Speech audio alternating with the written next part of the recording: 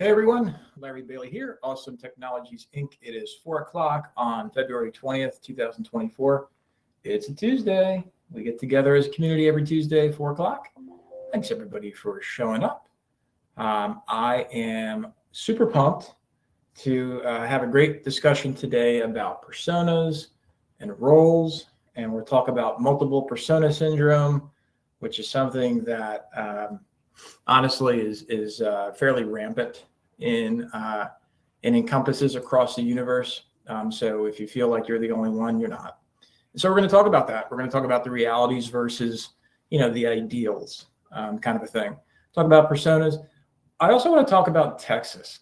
So for those that lend in Texas, first mortgages in particular, I want to talk to you. Feel free. Is it an Encompass? Brian asks, is it multiple Encompass? No, it's just Encompass. It's like deer, right? Deer is just deer. Is it one deer? Is it 20 deer? I don't know. Anyway, if you're lending Texas, I just got the craziest situation handed to me today. We're helping a client leave Encompass and move over to Byte. And so one of the things that we've got to deal with is seller paid title. And I heard the craziest stuff about Texas, and I don't know if this is right, but the client was like, well, every attorney does it this way. And so I want to talk to you about that. We've got a couple other things happening in the community. As a reminder, for those that are in the Admins Mastering Encompass, we're going to be posting up that final exam this week. I'm going through the questions one more time because I am so nervous about making sure that I give you the best possible chance to get that certificate of completion, become a master of Encompass. We're opening up that to users also. So admins and users mastering Encompass, that's out there and it's extraordinarily affordable from my perspective for the training, especially because it can go out to everyone in the whole company for one really, really, really low price. So if that's interesting to you or your company because you want to actually train this year, especially with all the changes that are happening. Last week, I posted out the walkthroughs, part 1 and part 2 for 24.1 desktop. And I also posted out the walkthrough for the 24.1 web version. Guys, it's going to get busier, a lot busier. So as a reminder, test environment's getting updated on March 9th. Production environment's getting updated April 6th. Please stay on top of this stuff. There's admin stuff, there's admin tool stuff changing, there's personas changing, there's new settings in loan templates, there's new settings in loan setup. So if you haven't had a chance to see that stuff yet, please go see it or listen to it. I put it on podcast also in case you're the kind of person who just wants to hear me walk through this stuff. If you have any questions, I'd love to talk about it as a community. Angela says, whoa, really moving from Encompass to Byte? Yeah.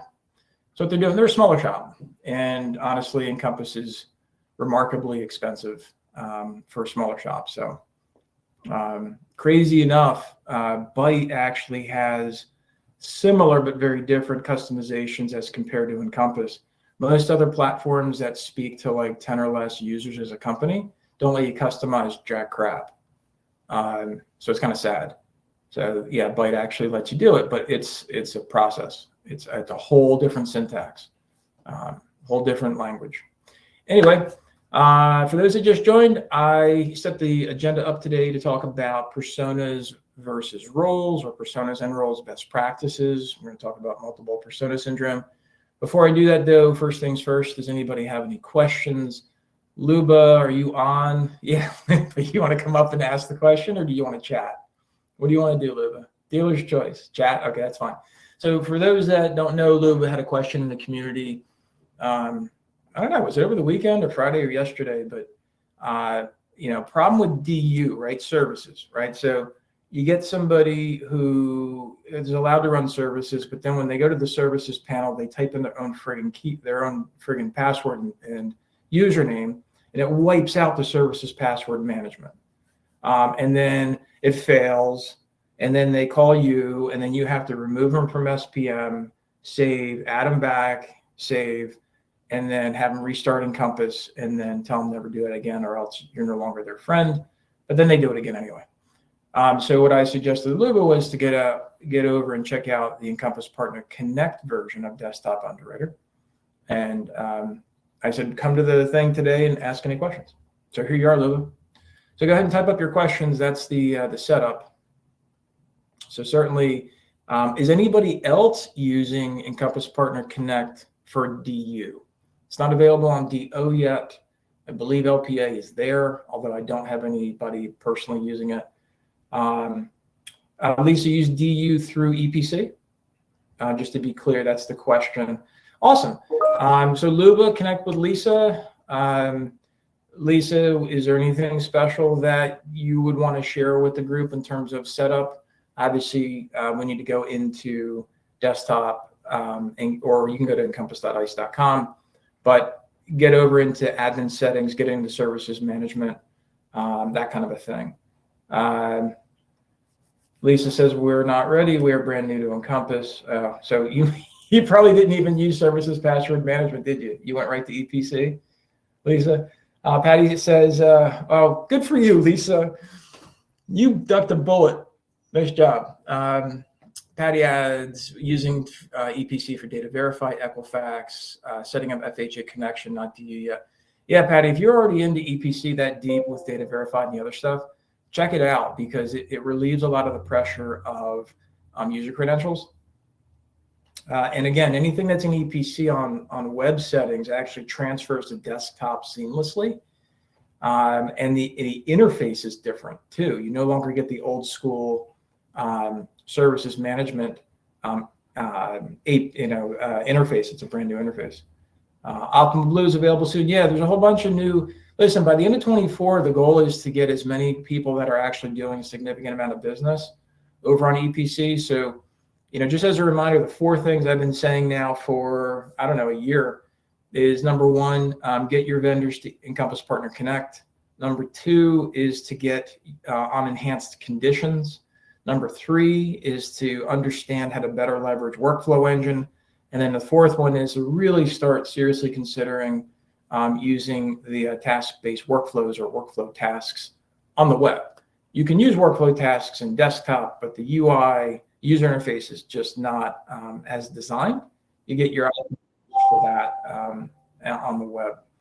So let's see. Andy says, Luba, how are the users changing the password? We've used this issue, but they actually started using it with PWM and it stopped. Password manager. Yeah, so what happens is, Angie, they go into the submit for DU, and then there they change their credentials there when they go to order. It's a real crazy situation. There's one of my cats. I know, cat. Watch the cat. So definitely check into that more. This is going to be a big topic for those that are going to the ICE experience. Angie, sounds like you might have something a little bit different than what we're probably talking about. But yeah, users can actually manually change their password in that if it's not automatic. On the services password management setting. EPC, different story. Craig asks, do we need new credentials to switch to EPC? The answer, Craig, is no, but you do need to let your vendor know that you want to use EPC. They have to enable it for your instance so they know the calls are coming in correctly. Read adds. Most of our users just don't know how to do that since we, because you have people who are nice to you. In any event, listen, we're going to go on and talk about our topic. Certainly keep the chats coming. I'm going to read them out. If anybody wants to come up on virtual stage and talk it through, feel free.